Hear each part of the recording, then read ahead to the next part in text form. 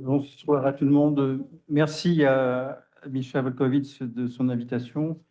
Je suis très sensible à tout ce que j'ai entendu, ayant été présent depuis ce matin.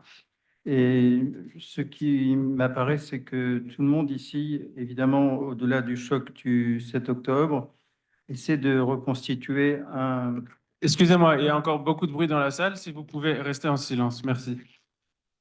Nous essayons de faire corps sur des bases nouvelles, une fois la compréhension de ce trauma acquise. C'était un processus très long. Alors, le décolonialisme à l'épreuve du sionisme, comme tout le monde le sait et tout le monde le subit aussi depuis plusieurs mois maintenant, ce qu'on appelle le postcolonialisme, ou plus précisément le décolonialisme, notamment en Occident, est devenu l'acmé de l'antisémitisme contemporain. L'idéologie décoloniale, appuyée sur le wokisme et l'islamo-gauchisme, a présenté et convaincu les multitudes de ce que le sionisme et l'État d'Israël constituent le paradigme de la domination et de l'exclusion. Mais un examen attentif à la fois des aspects divers et des enjeux divers du sionisme fait apparaître exactement le contraire, à savoir que le sionisme est en réalité le paradigme même de la désaliénation et de l'émancipation collective. Pour comprendre cela, il faudrait que j'explicite deux de mes présupposés. Le premier présupposé, c'est que le sionisme accomplit l'espérance du retour qui se trouve au cœur de la tradition du judaïsme historique. Le deuxième présupposé, c'est que, incidemment, le sionisme détermine toutes les modalités d'affranchissement de la mentalité exilique. Il y a longtemps, dans mes premiers travaux, en dialogue avec Raphaël Draïk, dont nous célébrons aussi la mémoire, j'avais fait l'hypothèse que ce qu'on appelle globalement l'identité juive était exposé à deux points de vue, ou pouvait résulter de deux points de vue. Un que j'appelais le point de vue endogène, c'est-à-dire celui que les juifs véhiculent eux-mêmes, avec les contradictions et les diversités d'opinions, mais néanmoins avec un fond commun dont il a été question notamment dans l'exposé de Michel Volkovitch ce matin. Mais il y a aussi ce que j'appelle un point de vue exogène. Et le point de vue exogène, c'est le point de vue qui a défini le judaïsme et le peuple juif de l'extérieur pendant des siècles. Et je pense que le décolonialisme est le point d'aboutissement de ce point de vue exogène, compte non tenu de toutes les leçons de l'histoire qui ne sont jamais passées. Autrement dit, ce que le sionisme réussit à faire, ce qu'il a commencé d'accomplir, c'est un désenclavement, ce que j'appelle aussi un désenclavement catégoriel de ce fameux point de vue exogène. Cela correspond à ce que le philosophe Israël Eldad, disciple de Jabotinsky, a appelé la révolution juive, dans un essai très important de 1973 que j'ai traduit cette année.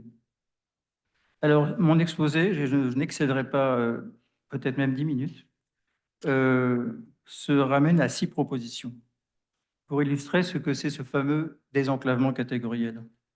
La première proposition, c'est que tout d'abord, le sionisme permet le désenclavement théologique d'Israël, puisque le judaïsme, depuis 2000 ans, a subi ce que j'appelle une réduction cléricale. Il a été ramené purement et simplement à un contenu religieux, et sous la pression polémique, notamment de la polémique théologique menée par le christianisme et relayée ensuite par l'islam. La deuxième proposition, c'est que le sionisme permet aussi le désenclavement historique et historiographique d'Israël. Ce n'est pas tout à fait la même chose, mais qui s'explique ainsi. Le retour d'Israël sur sa terre permet à Israël de devenir de nouveau sujet de sa propre histoire. C'est la définition même de la philosophie politique du sionisme, mais aussi sujet de l'écriture de sa propre histoire, chose que l'antisionisme, dans son paroxysme radical, dénie fortement, complètement à Israël. Autrement dit, le sionisme est une dénonciation vivante de l'ordre du monde ancien.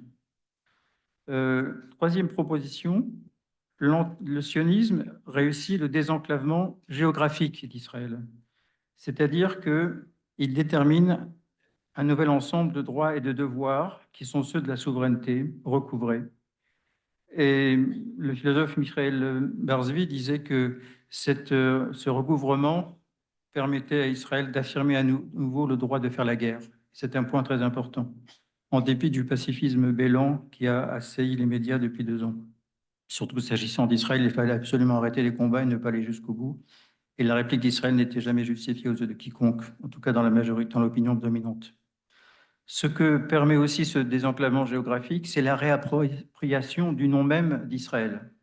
Et ça, c'est très important, puisque vous connaissez comme moi l'inlassable polémique et prétention substitutive qui met en rivalité le nom d'Israël avec le mot de Palestine. Quatrième désenclavement, le sionisme permet le désenclavement politique d'Israël. Politique de manière progressive, comme on le sait, au regard de ce qu'a été le développement de l'histoire même du mouvement national juif, par la création d'abord d'institutions prénationales, puis par la création d'institutions étatiques.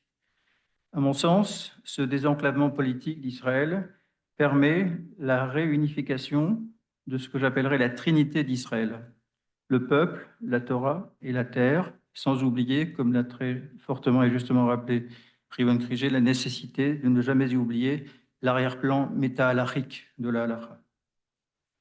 Cinquième proposition, le sionisme permet le désenclavement sociologique d'Israël, c'est-à-dire qu'il permet et accomplit ce que les textes hébreux appellent le kibbutz galuyot, le rassemblement des exilés. Sixième proposition, le sionisme permet aussi le désenclavement et linguistique et culturel, dont a beaucoup parlé mon ami Cyril Hassanov tout à l'heure.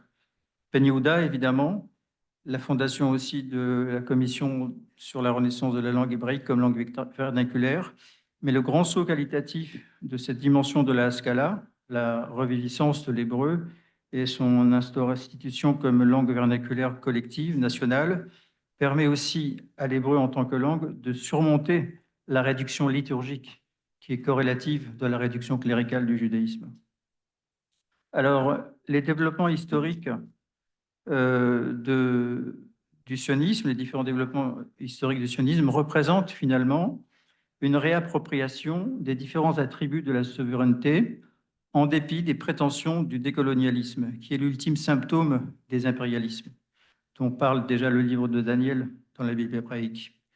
Ce qui me fait inférer et dire qu'en somme, tout décolonialiste conséquent, s'il était honnête de surcroît, devrait s'affirmer comme le plus ardent partisan du sionisme. Merci de votre attention.